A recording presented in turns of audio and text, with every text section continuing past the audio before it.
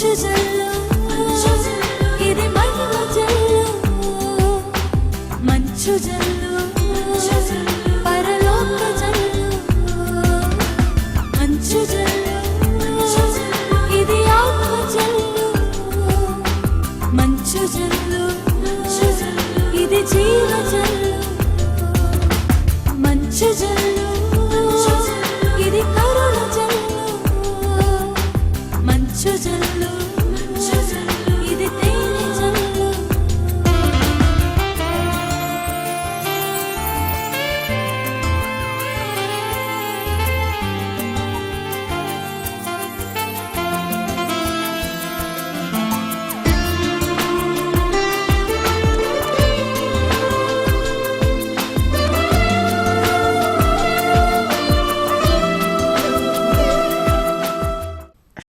మంచు జల్లు ప్రేక్షకులకు యేసు నామంలో శుభములు సమృద్ధిగా కలుగునుగాక. మీ అందరికీ కూడా నూతన సంవత్సర శుభాకాంక్షలు. యోవేలు 2:25 ప్రకారం ఈ సంవత్సరం మీరు ఇప్పటి వరకు కోల్పోయిన దాన్ని రెండంతలుగా ప్రభు మీకు ప్రసాదించుదురుగాక. మీకు మంచి ఆరోగ్యాన్ని, సంతోషం, ఆనందం, ఐశ్వర్యం, అభిషేకాన్ని ఇచ్చుదురుగాక. 3 యోహాను 2లో చెప్పినట్లుగా నా ప్రియమిత్రుడా నీకు సర్వదా శుభమగునుగాక. నీ ఆత్మ వర్ధిల్లుచున్న ప్రకారం నీవు అన్నిటిలో వర్ధిల్లుచు సుఖముగా ఆరోగ్యముగా ఉందుగాక అనే వాగ్దానం ప్రభు మీకు నెరవేర్చుదురుగాక. ఈ సంవత్సరం మీ ప్రార్థనలు ఏవైతే మరి పెండింగ్లో ఉన్నాయో వాటన్నిటికీ కూడా ప్రభు మీకు సమాధానం ఇస్తారు. మీ ప్రార్థనకి ఆయన జవాబిస్తారు. 21 కీర్తన 6వ వచనంలో ప్రభు మీ ప్రార్థనలన్నిటినీ కూడా సఫలపరచునుగాక అనే వాగ్దానం మీకు నెరవేరుతుందన్నమాట. నేను నా స్నేహితురాలు వాళ్ళ పాప వివాహం అయి చాలా సంవత్సరాల నుంచి ప్రార్థన చేస్తున్నాం. చాలా బాధగా కూడా ఉండిందనమాట. అందరివి మరి వివాహాలు జరుగుతున్నాయి, ఈ పాపకు ఎందుకు జరగడం లేదు. మరి ఈ సంవత్సరం ఈ కొత్త సంవత్సరం రాగానే నా ఫ్రెండ్ వచ్చేసి నాకు మరి ఆ వెడ్డింగ్ కార్డ్ ఇచ్చేసింది అనమాట. చాలా సంతోషం అనిపించింది. ఎంత అంటే దేవునికి వందనాలు చెప్పాను. ప్రభా ప్రార్థించి మేము మర్చిపోయాము, కన్నీళ్లు కార్చి మరి నా ఫ్రెండ్ మర్చిపోయింది పాపకి ఇంకా వివాహం కాదని. కానీ ఎంత చక్కటి సంబంధం అంటే చెప్పింది జెస్సీ, మరి చెన్నైలో మంచి God Fearing people, simple people, మంచి అబ్బాయి దొరికాడు పాపకి అని. వివాహం కూడా మరి 18వ తారీఖున జరిగిందనమాట. ఎంత అంటే మాకు చాలా సంతోషం. ఈరోజే ఆ రిసెప్షన్ ఇప్పుడు హైదరాబాద్లో జరుగుతుంది. మంచి భర్తని దేవుడు, మంచి దేవుడు. ప్రార్థన చేసి మనం మర్చిపోతాం, కానీ మన ప్రార్థనలు దేవుని దగ్గర ఉంటాయి తెలుసా.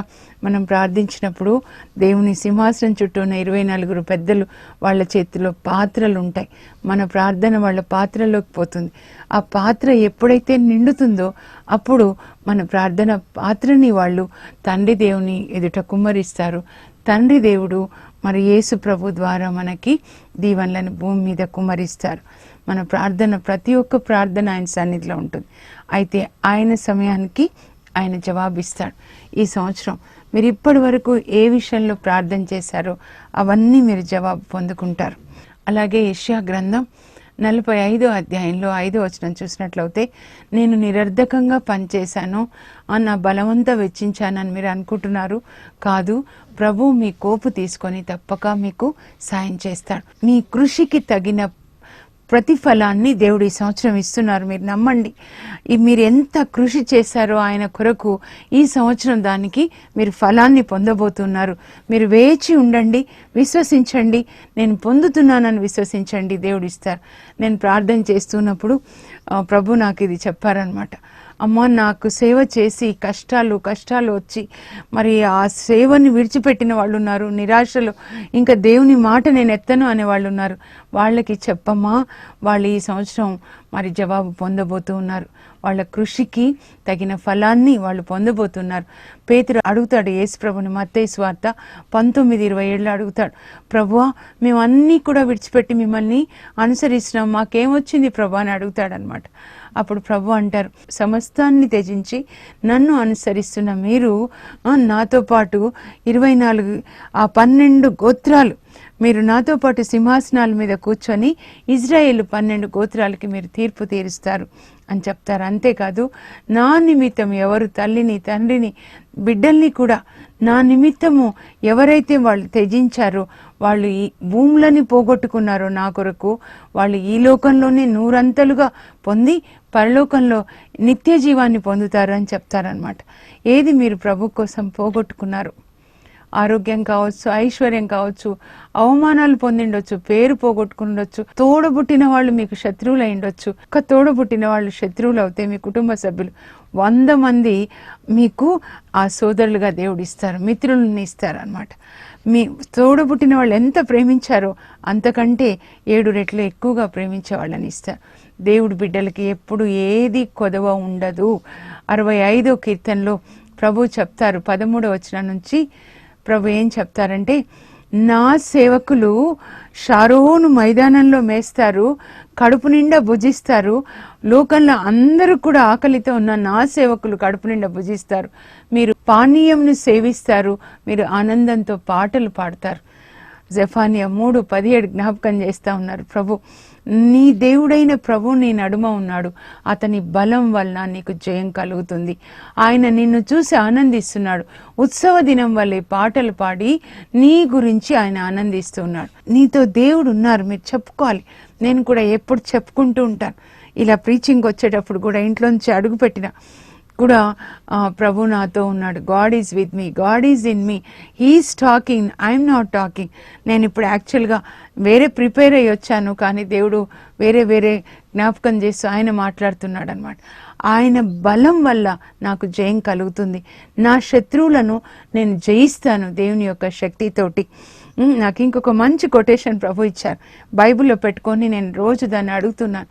నీకు మేలు కలుగునట్లుగా నీ ఎదుట నుండి నీ శత్రువులందరినీ కూడా నేను పారద్రోలుతాను.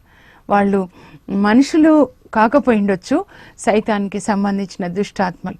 కొన్నిసార్లు మనుషులు కూడా మనల్ని బాధ పెట్టే వాళ్ళని మనకి మేలు కలిగేటట్లుగా మన నుంచి దూరంగా పంపిస్తారు.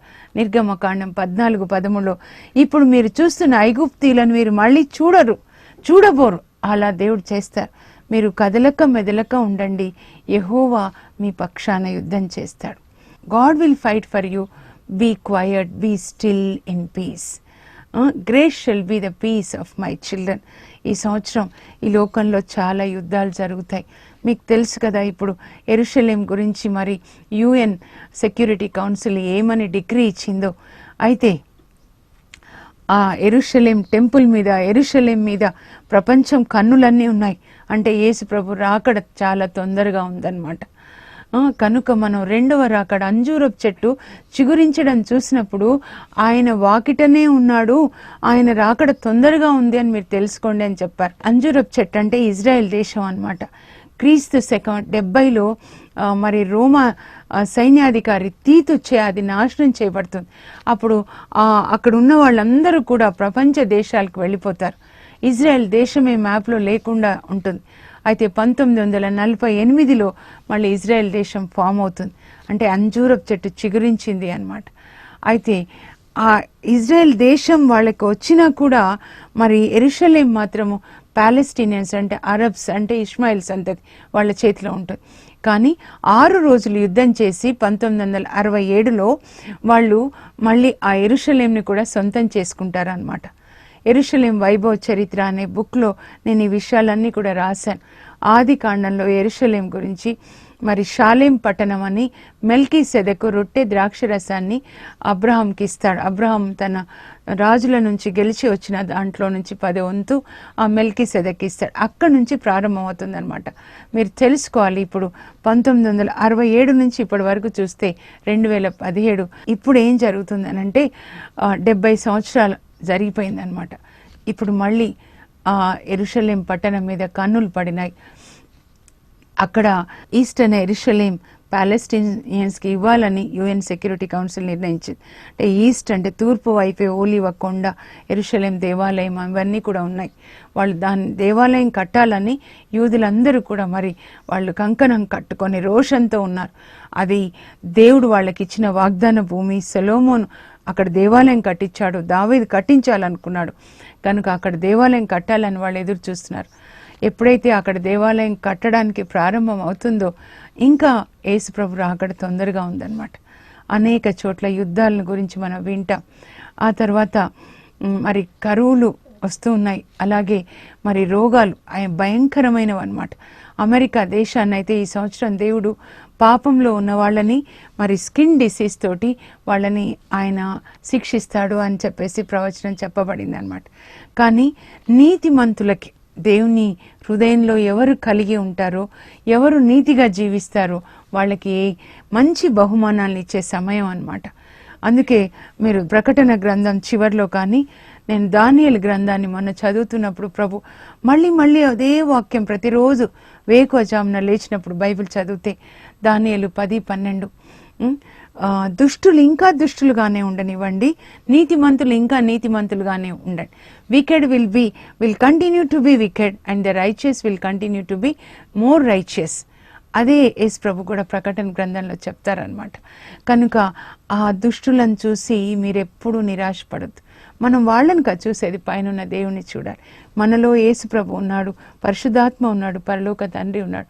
మనం పరిశుద్ధంగా ఉందాం. ఈ సంవత్సరం ఏంటి ప్రభు అని నేను అడుగుతున్నప్పుడు ప్రభు చెప్పారు, ముందు 3 మాటలు చెప్పమ్మని. మీ దేవుడు పరిశుద్ధుడైనట్లే మీరును పరిశుద్ధులై ఉండండి. 1 పేతురు 1:15 ఆయన చెప్పాడు, మీ ప్రవర్తనలో పరిశుద్ధంగా be holy for your God is holy. తండ్రి అని నేను అడిగినప్పుడు ఆలోచనలలో పరిశుద్ధంగా ఉండాలి, మాటలు పరిశుద్ధంగా, క్రియలు పరిశుద్ధంగా, హృదయంలో కోరికలు పరిశుద్ధమైన కోరికలు, పరిశుద్ధమైన దేవుని గురించి కోరికలు. ఈ సంవత్సరం నేను దేవుని కొరకు ఏదైనా చేయాలి. మత్తయి 6:33లో మీరు మొదట దేవుని రాజ్యాన్ని, ఆయన నీతిని వెతకండి, అప్పుడు అవన్నీ కూడా మీకు ఒసగబడతాయి. ఈ లోక విషయాల గురించి ప్రార్థించే అవసరం లేదు. నేను నిజంగా 97లో ప్రభు నన్ను పిలిచినప్పుడు, ఇప్పుడు 20 సంవత్సరాలు అవుతుంది. మే నెల వస్తే ప్రభు నన్ను పిలిచి, ఎప్పుడు కూడా ఆ దేవుని గురించినటువంటి కోరికలే ఉన్నాయి. బైబిల్ కాలేజ్ పెట్టాలి క్యాథలిక్స్కి. ఈ బైబిల్ గ్రంథాలు అన్నీ కూడా 73 ఉంటాయి మాకు. 73 గ్రంథాలని వాళ్ళకి బోధించాలి. ఇప్పుడు నేను స్కూల్లో ప్రిన్సిపల్గా ఉన్నాను అనమాట. బైబిల్ కాలేజ్కి నేను ప్రిన్సిపల్గా ఉండాలి, బైబిల్ బోధించాలి, అప్పుడే నేను నీ దగ్గర వస్తాను. అలా దేవుని గురించిన కోరికలు మనకున్నప్పుడు మన ఈ లోక అవసరాలు ఆయన తీరుస్తాడు. మీ తండ్రికి తెలుసు, మీరు అడగకముందే ఆయన అన్నిటినీ చేస్తాడు అని దేని గురించి ప్రభు చెప్పారంటే ఈ లోక విషయాల గురించి. మరి అడగండి అని చెప్పారు మళ్ళీ లూకా 11:13లో, పరిశుద్ధాత్మని అడగండి.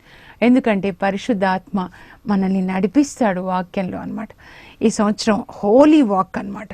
ఆలోచనలు హోలీగా, మాటలు హోలీ, రాయల్ వాక్ అంటారు దాన్ని. యేసు రాజు పరిశుద్ధతలో ఎలా నడిచాడు, ఈ లోకంలో జీవించాడో మనం కూడా అలా రాయల్గా ఆ యేసు రాజు బిడ్డలుగా, రాణీలుగా పరిశుద్ధంగా ఉండాలి, రాజులుగా పరిశుద్ధంగా ఉండాలి. ఎస్తేర్ రాణి, ఆమె ఎంత పరిశుద్ధంగా ఉండిందంటే రాజుకి ఆమె అధిక ప్రీతి కలిగించింది. కనుక రాజు ఆమె తల మీద కిరీటాన్ని పెట్టి వష్టి స్థానంలో ఆమెను రాణించేశాడు రాయబడింది. అంటే అక్కడ ఎస్తేరు వధువు సంఘానికి, మనకి సాదృశ్యంగా, ఆ రాజు యేసు రాజుకి సాదృశ్యంగా ఉన్నాడు. ఆయన మన తల మీద అభిషేక కిరీటం పెట్టే అంత ప్రీతిగా మన ఆలోచనలు ఉండాలి, మాటలు ఉండాలి. 19వ కీర్తన 14లో దావీదు చెప్తాడు, ప్రభువా నా ఎదలోని తలంపులు, నా నోటి మాట నీకు ప్రీతికరంగా, నీ మన్ననని పొందునుగాక, నీకు ప్రీతికరంగా ఉండునుగాక. అలా మనం జీవించాలి, పరిశుద్ధంగా ఉండాలి. ఇంకా కరుణ కలిగి ఉండండి. లూకా 6:36లో యేసు ప్రభు చెప్పారు, మీ తండ్రి వలె మీరు కనికరంను కలిగి ఉండండి. చాలా ముఖ్యమైనదన్నమాట కరుణ అనేది. యేసు ప్రభువుని కరుణామయుడు అని పిలుస్తారు కదా. యేసు ప్రభుని పేరు చెప్పే వాళ్ళందరూ అదే కరుణ కలిగి ఉండాలి. ఆకలైనప్పుడు అన్నం పెట్టాడు ఆయన. మరి వ్యభిచారంలో పట్టుబడిన స్త్రీ అందరూ తీర్పు తీర్చాలి అని రాళ్ళు పట్టుకున్నప్పుడు వద్దు అని చెప్తాడు, క్షమించాడు ఆయన.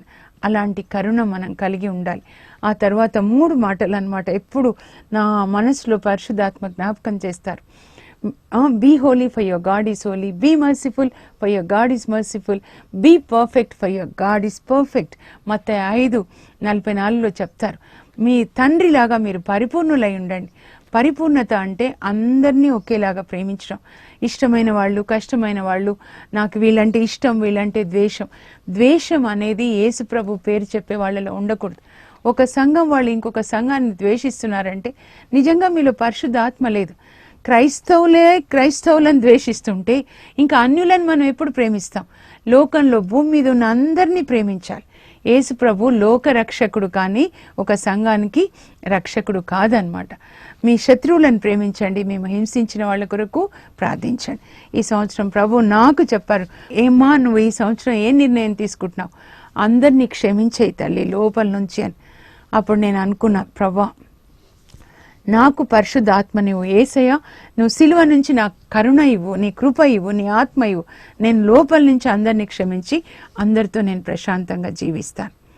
మేమందరం కూడా 30th డిసెంబర్ అందరం లేడీ పాస్టర్స్ మోస్ట్లీ దేవునికి థ్యాంక్స్ గివింగ్ ప్రేయర్ చెప్తూ ప్రార్థించుకున్నాం. ప్రార్థన అంతా అయిపోయింది. ఇంకా లంచ్కి కూర్చున్నప్పుడు నేనే స్టార్ట్ చేశాను. మనం కొత్త సంవత్సరంలోకి వెళ్తున్నాం కదా, మరి మీరందరూ ఏం నిర్ణయించుకున్నారో చెప్పండి, నేను కూడా చెప్తాను నేనే నిర్ణయం తీసుకున్నాను. అప్పుడు నేను చెప్పాను, నేను ప్రారంభించాను అనమాట. నేను ఈ సంవత్సరం అందరినీ క్షమించాలి అని దేవునికి ఒక వాగ్దానం చేశాను. ఆయన కృప అడిగాను, దాని ప్రకారం అందరినీ క్షమిస్తాను. నాకు లోకంలో అందరూ నాకు ప్రియమైన వాళ్ళే. అప్పుడు లియా పాస్టర్, లియా అక్క అని పిలుస్తాను, నాకు ఆత్మీయ అక్క పాస్టర్ లియా అక్క అన్నారు, నేనేమో సిస్టర్ ఎవరి మీద కంప్లైంట్స్ చేయొద్దు అని నేను నిర్ణయం తీసుకున్నానని చెప్పారు. ఇంకొకరు చెప్పారు, నేను ఏది ఉచితంగా తీసుకోకూడదు, ఎవరి దగ్గర నుంచి కూడా ఒక చిన్న పిన్ కానీ పెన్సిల్ కానీ ఏది తీసుకోకూడదు. దావీదు చూడండి 2 సమూయేల్ 24:24లో దేవుడు అక్కడ ఆయన మరి జనాభా లెక్కలు తీస్తాడనమాట, దేవునికి ఇష్టం లేకుండా తీసినప్పుడు అప్పుడు దేవుడే గాదు ప్రవక్త ద్వారా అడుగుతారనమాట. 3 విషయాలు దేవుడు నీకు నిర్ణయించారు, ఏదో నువ్వు చెప్పు, ఏం కావాలి? 3 సంవత్సరాలు కరువు రావడమా, లేదా 3 నెలలు శత్రువు నిన్ను తరిమి వేయడమా, 3 రోజులు అంటురోగం రావాలా మీ దేశంలో? అప్పుడు దావీదు అనుకుంటాడు, శత్రువులు తరిమేస్తే వాళ్ళ చేతికి దొరికే కంటే కరుణామయుడైన దేవుని చేతికి దొరికితే మంచిది, ఆయనను మన్నించమని అడగొచ్చు కదా. కాబట్టి 3వదే నేను సమ్మతిస్తున్నాను, 3 రోజుల అంటురోగం అని ఒప్పుకుంటే దేవుడు మరణదూతను పంపించి పాపం ఆ ఇజ్రాయెల్ దేశంలో యూదాలో చాలా అంటురోగాన్ని ఇస్తాడు. 70,000 మంది చనిపోతే దావీదు చాలా బాధపడతాడు, ప్రార్థిస్తాడు, ప్రభా నేను కదా పాపం చేసింది, జనాభా లెక్కలు తీసి ఈ అమాయకమైన ప్రజలు ఏం చేశారు, వాళ్ళని మన్నించు ప్రభా, నేను రాజుగా ఉన్నందుకు వాళ్ళకెందుకు శిక్ష అని ఆయన పశ్చాత్తాపంతో కన్నీటితో పరితాపించి పశ్చాత్తాప హృదయంతో అడిగినప్పుడు దేవుడు కనికరపడి ఆ దూతకి మరణదూతకి చెప్తాడు, ఇంకా చాలు ఆపేసేయని. అప్పుడు ఆ మరణదూత ఖడ్గంతో ఉంటాడనమాట. ఆపు అనగానే అక్కడ ఔరానా అనే కళ్ళంలో ఆయన ఆగుతాడనమాట. అప్పుడు గాదు ప్రవక్త ద్వారా దేవుడు చెప్తారు, ఈ చోట నాకు మందిరాన్ని నిర్మించాలి అని చెప్పి. అప్పుడు దావీదు వెళ్ళి ఔరానా కళ్ళంలో గోధుమలు తొక్కిస్తూ ఉంటాడు, ఎద్దులు అట్లా ఉంటాయన్నమాట, అవి కూడా ఇది కూడా ఉంటుంది.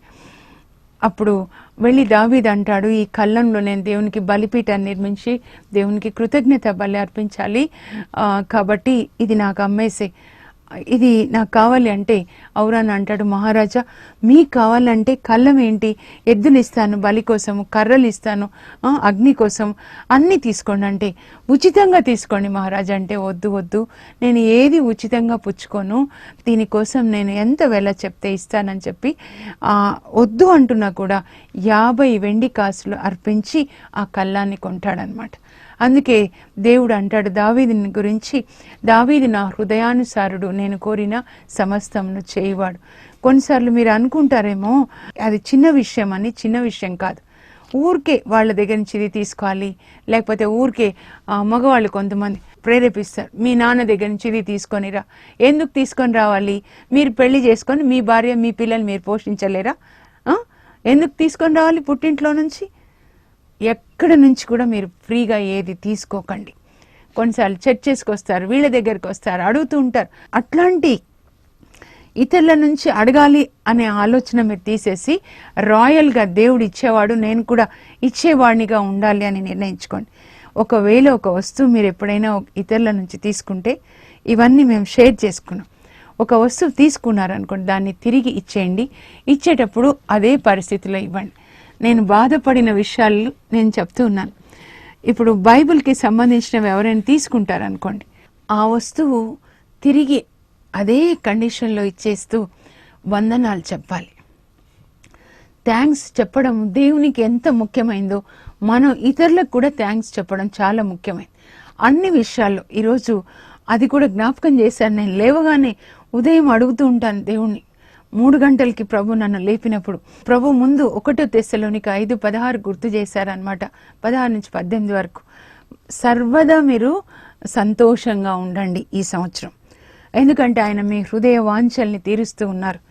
అలాగే సదా ప్రార్థించండి.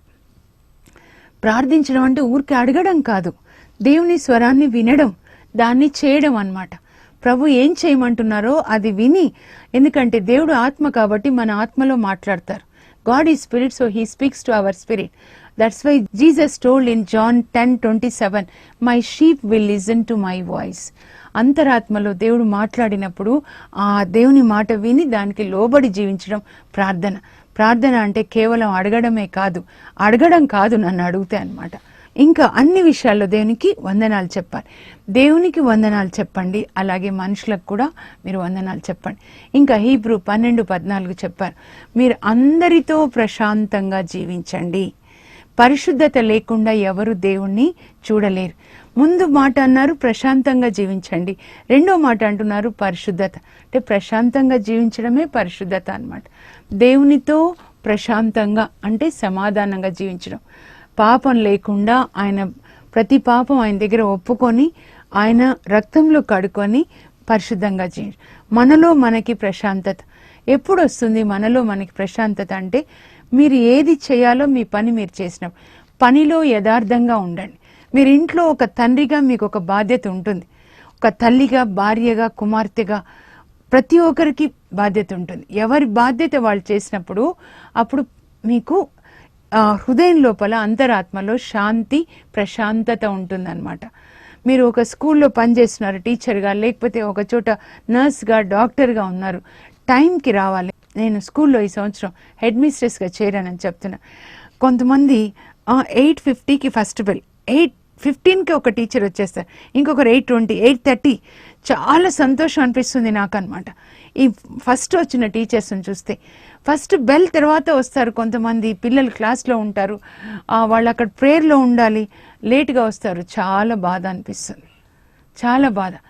కొలొస్సీ 3:25లో అక్కడ దేవుడు ఏం చెప్పారంటే, మీరు ఒక పని చేసినప్పుడు అది యజమానుల కొరకు కాక దేవుని కొరకు చేస్తున్నట్లుగా చేయండి, ఎందుకంటే మీకు బహుమతి ఇచ్చేది దేవుడే అని గుర్తించుకోండి. అందుకే వర్క్ ఈజ్ వర్షిప్ అని చెప్పారు. డబ్బు విషయంలో నమ్మకంగా ఉండండి. ప్రభు నాకు ఎప్పుడు చెప్తారు, నేను ఈ సంవత్సరం హెడ్ మిస్ట్రెస్గా చేరాను, డబ్బు విషయంలో నమ్మకంగా ఉండు. నువ్వు డబ్బు విషయంలో నమ్మకంగా ఉండు. ఎవరికైనా ఇచ్చే దగ్గర, తీసుకునే దగ్గర, ఎవరి దగ్గర మీరు అప్పు చేయొద్దు. ద్వితీయోపదేశకాండం 28:12లో చెప్పారు. మీరు అప్పు ఇస్తారు కానీ అప్పు తీసుకోరు, అప్పు చేయకండి.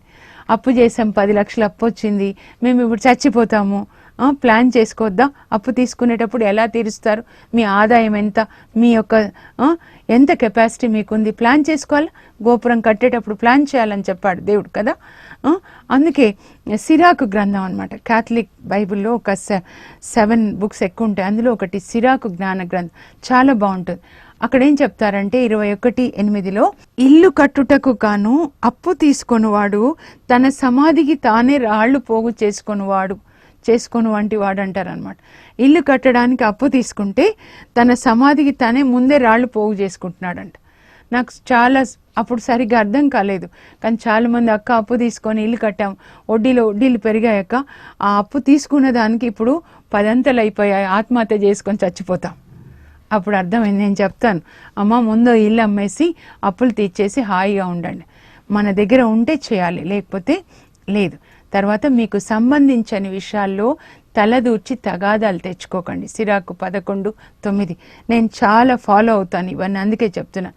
మీకు సంబంధించని విషయాలు ఇంట్లోనే కావచ్చు, ఇంట్లోనే ఉంటాయి. మన భర్త అన్నదమ్ముళ్ళు, మన అన్నదమ్ముళ్ళు, మన ఫ్యామిలీ మెంబర్స్, ఎంతవరకు మీద అంతవరకే. మీరు ఒక చోట పనిచేస్తుంటే మీరు ఎందుకోసం మీకు జీతం ఇస్తున్నారో ఆ కంపెనీ, దాని కొరకే చేయండి. మీకు మిగతా విషయాలు అవసరం లేదనమాట. ఎక్కడికి వెళ్ళినా సరే, చర్చే కావచ్చు, మీ పని ఎంతో అంతే చేసి ప్రతి దాంట్లో తలదూర్చి తగాదాలు తెచ్చుకొని పీస్ లేదు అనొద్దు. ఒక నోరు జారడం ద్వారా పెద్ద యుద్ధాలు వచ్చేస్తాయి. నిజంగా అలాగే వచ్చాయంట ఫస్ట్ సెకండ్ వరల్డ్ వార్స్. ఒకరు నోరు జారడం ద్వారా వచ్చిందని మా కజిన్ సోషల్ స్టడీస్ టీచర్ చెప్తా ఉండినారనమాట. కాబట్టి ఇవన్నీ కూడా అలాగే అన్నిటినీ కొత్తగా చేస్తా అన్నారు. చివరిగా చెప్తున్నాను, ముందే చెప్పాల్సింది, నేను మీకు ఎజికేల్ 36:26లో నూతన హృదయాన్ని నూతన మనస్సు ఇస్తాను. దీన్ని మారు మనస్సు అని. నూతన హృదయం అంటే మన హృదయంలో దేవుడు ఆయన చట్టాలు రాస్తాడనమాట. అప్పుడు మనం తీసుకునే నిర్ణయం అంతా కూడా ఇక్కడ రాసిన చట్టం ఇక్కడ కూడా రాయబడుతుంది. ఈ చట్టం ప్రకారమే మనము నిర్ణయాలు తీసుకుంటాం. బైబిల్లో ఏం దేవుడు చేయమన్నారో అది చేస్తాం, ఏది తప్పన్నారో అది చేయం. దాన్ని మళ్ళీ జన్మించడము బాప్టిజం అంటారనమాట. ఈ సంవత్సరం అలా దేవునితో నడవడం అంటే కూడా అదే వాక్యం ప్రకారం జీవించడం. హృదయంలో వాక్యం ఉంటే పరిశుద్ధాత్మదేవుడు ఏ సమయానికి ఏది అవసరమో అది ఇస్తూ ఉంటాడు. ఈ సంవత్సరం మీరు దేవునితో నడిచే సంవత్సరంగా పరిశుద్ధమైన సంవత్సరంగా ఉండును గాక ప్రార్థన చేసుకుందాం. పరలోకపు మా తండ్రి, నీ పరిశుద్ధ నామం నాకు స్తోత్రం కలుగును గాక. మాకు 2017 అనే మరొక సంవత్సరాన్ని దయా కిరీటాన్ని ఇచ్చినందుకు వందనాలు ప్రభా. ఈ సంవత్సరం నాయన తండ్రి మేము పరిశుద్ధమైన నడక, పరిశుద్ధమైన మాటలు, పరిశుద్ధమైన ఆలోచన కలిగి ఉండేటట్లు సాయం చేయండి. వాక్యానుసారంగా నిర్ణయాలు తీసుకోవడానికి కృప దయచేయండి. మాకు నూతన హృదయాన్ని నూతన మనస్సు దయచేయండి. నేను మీకు నూతన హృదయాన్ని ఇచ్చి నా చట్టాలు మీ హృదయంలో రాసి మీరు వాటిని పాటించేలాగా చేస్తానని చెప్పారు ప్రభా. అలాంటి హృదయం మాకు దయచేయండి. అలాగే మా మనస్సు ఎప్పుడు వాక్యం ద్వారా మేము నూతనీకరించుకుంటూ ప్రభా మా ఆలోచనలన్నీ కూడా ఎప్పుడు పాజిటివ్గానైనా తండ్రి మీలో మేము ఏదై ఉన్నామో అలా ఆలోచించుకునే కృప దయచేయండి. నేను జాతులకి జ్యోతిగా చేస్తానని చెప్పారు ప్రభా. జాతులకి ప్రవక్తగా చేస్తాను. నువ్వు నాకు అమూల్యమైన బిడ్డ, నా చేతిలో నువ్వు కిరీటంలాగా ఉంటావు, అనేకులకు ఆశీర్వాదకరంగా ఉంటావు అని మీరు చెప్పారు తండ్రి. అనేకులకు ఆశీర్వాదకరంగా ఉండడానికి, అబ్రహాం దీవెనలు పొందడానికి, వారసులుగా ఉండడానికి నేను మిమ్మల్ని పిలిచానని చెప్పావు తండ్రి. అవన్నీ కూడా మేము పొందడానికి కృప దయచేయమని అడుగుతున్నాను తండ్రి. యేసు నామంలో నాతో పాటు ప్రార్థనలో పాల్గొంటున్న బిడ్డల్ని, వాళ్ళ కుటుంబాల్ని ఆశీర్వదించమని, పరిశుద్ధంగా జీవించే కృప దయచేయమని యేసు నామంలో అడుగుచున్నాం తండ్రి, ఆమేన్. దేవుడు ఈ సంవత్సరం పరిశుద్ధ సంవత్సరంగా మీకు దయచేదురుగాక. Let it be a year of holiness and year of restoration. ఈ సంవత్సరం మీరు దేవునితో నడిచే సంవత్సరంగా ఉండునుగాక. దేవుడు మీ ప్రార్థనలన్నిటినీ సఫలపరచునుగాక. పరిశుద్ధమైన ఆలోచనలు, పరిశుద్ధమైన మాటలు, పరిశుద్ధమైన నడక కలిగిన సంవత్సరంగా ఉండునుగాక. God bless you all. మరి ఈ యొక్క సందేశాన్ని మీకు అందించిన వారు Shri Anil and also Shrimati Nirmala from Hyderabad. దేవుడు వారిని వాళ్ళ బిడ్డల్ని ఆశీర్వదించి కరుణతో కాచి కాపాడుదురుగాక. For information, please contact us. Our address, Mrs. Jacinta Rani, 214 Pavani Estates, near St. Anthony's High School, Himayat Nagar, Street number 8, Hyderabad 29.